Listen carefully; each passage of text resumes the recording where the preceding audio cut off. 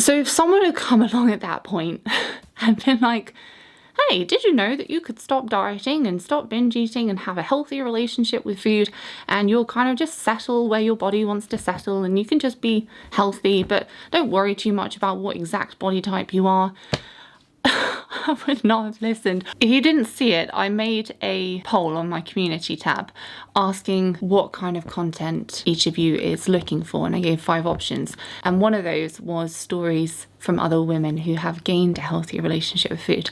And someone very helpfully commented saying, real life stories, please, showing the ups and downs basically of the journey, rather than just this person wanted to do this thing and now they have it and now life's amazing. That would actually put me off, but I hadn't really considered that when it came to this channel, so I really appreciate that being drawn to my attention. And today I want to share things that are hard about gaining a healthy relationship with food, and it's still worth doing anyway.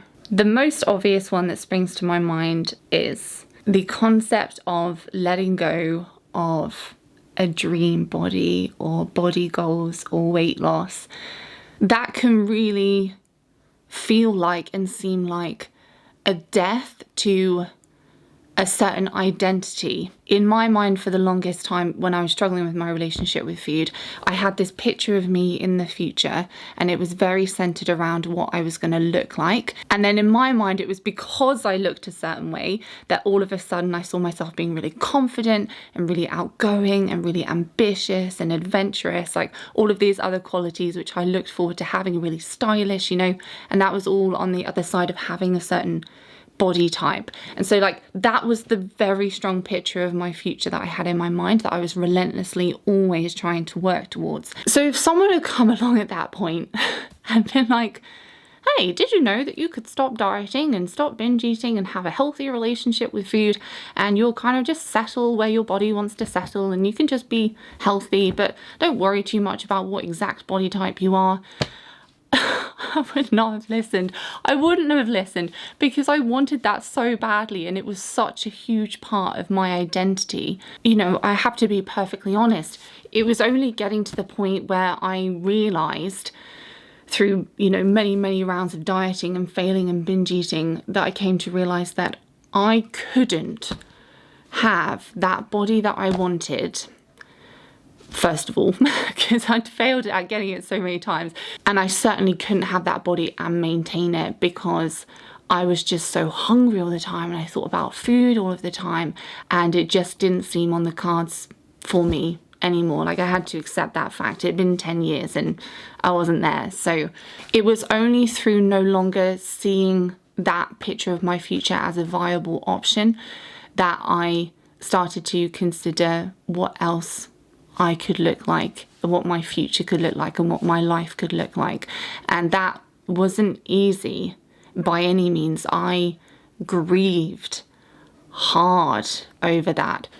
I think that for a lot of people, while it seems that getting that dream body or that goal body is possible, and it's possible to maintain it once it's got, and it's going to bring all of these amazing qualities and characteristics and things into their life, why on earth would someone start going towards a healthy relationship with food instead?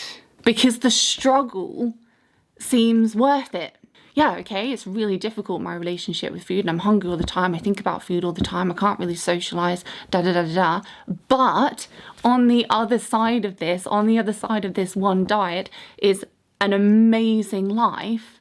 All of a sudden, the struggles in our relationship with food can seem definitely worth it, right? And I asked this question on my community tab because I was curious about my audience in particular, what their answer to this question would be. I gave 2 options if you didn't see it. What I asked was, if you had to wake up and only one of these could be your reality, which one would you choose? And the first option I gave was, you're in your dream body, but your relationship with food is the same as it is now.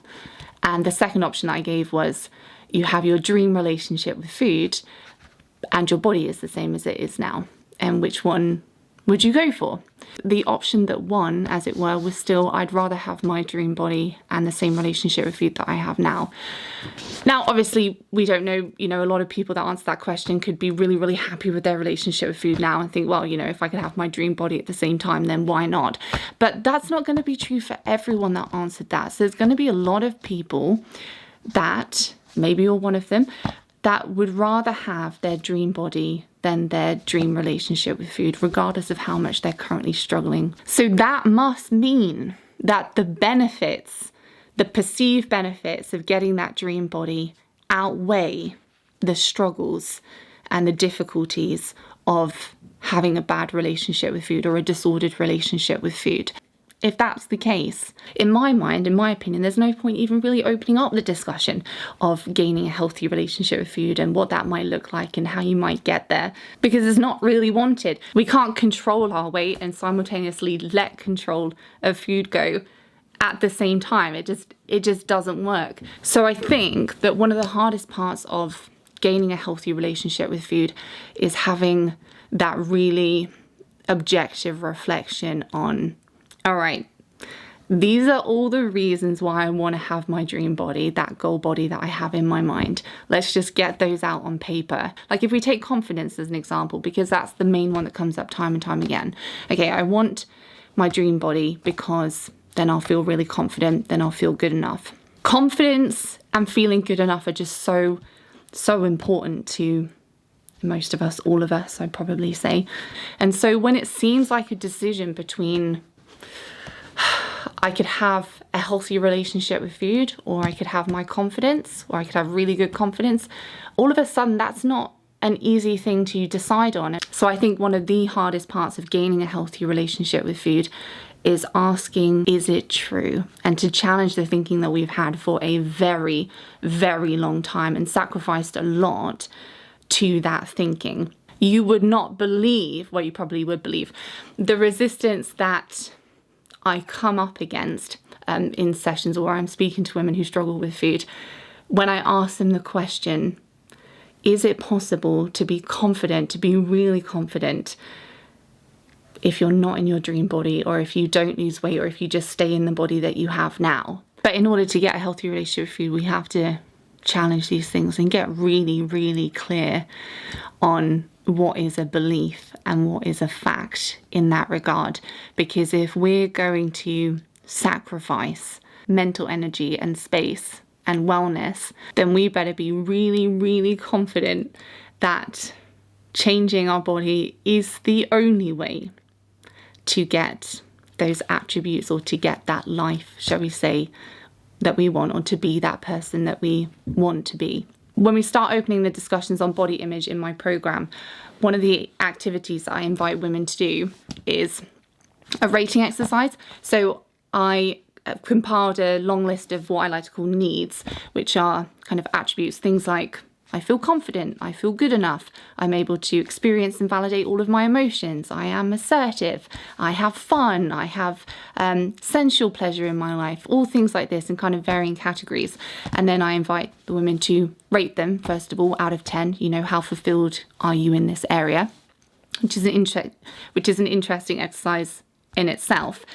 But once they have those ratings, and some score a 1, some score a 9, then I ask them to reflect on if they're currently blaming their body for any of their low scores. For instance, if someone wrote a score of 2 next to I feel confident, they might reflect and say, yep, and I blame my body for that low number. If I was in my dream body, that number would be a 10. I'd be 10 out of 10 confident. And then we have a very real discussion about it, which is, I get it.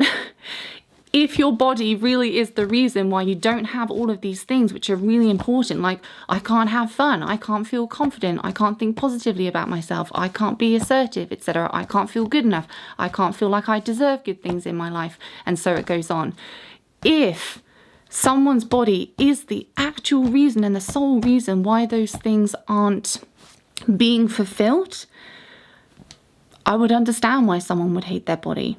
And how could someone possibly move forward with gaining a healthy relationship with food if gaining a healthy relationship with food means letting go of controlling what weight they are and what size and what shape they are? Because it would be like sacrificing all of these really fundamentally important things that they desperately want and need. So when we're talking about gaining a healthy relationship with food, or when I talk about it, I should say, we're talking about dismantling that identity and building up a different identity at the same time. In my experience, when someone can clearly picture themselves with a healthy relationship with food, where they're not trying to control their body and they're not in their goal body, as it were, but a healthy and fit, great relationship with food, when they can picture all of that and life looks as good or even better, or they feel as good or even better as the picture that they had previously, then we've really hit the jackpot, and then things really can quite easily snowball, and hopefully it makes sense why. If you want to learn more about what I've discussed today, then you can check out the links in the description. There's lots of stuff down there that can help. I'll see you in the next one.